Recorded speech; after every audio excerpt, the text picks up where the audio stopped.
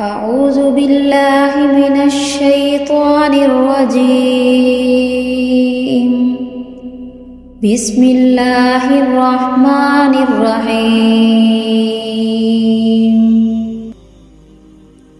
قل إنما أدعو ربي ولا أشرك به أحدا.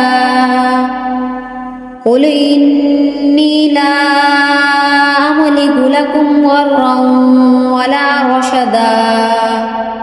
قل إني لن يجيرني من الله أحد ولن أجد من دونه ملتحدا إلا بلاغا من الله ورسالاته ومن يعص الله ورسوله فإن له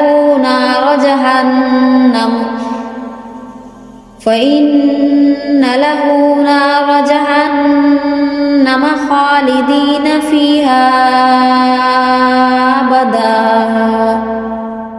حتى إذا رأوا ما يوعدون فسيعلمون من أضعف ناصرا وأقل عددا. قل إن أدري أقريب ما توعدون أم يجعل له ربي أمدا.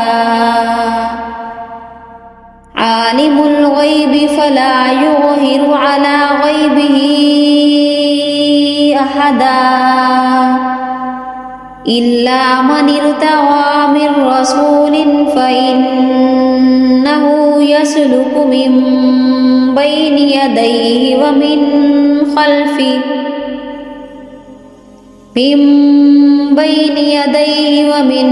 خلفه رصدا ليعلم أن قد أبلغوا رسالات ربهم وأحاط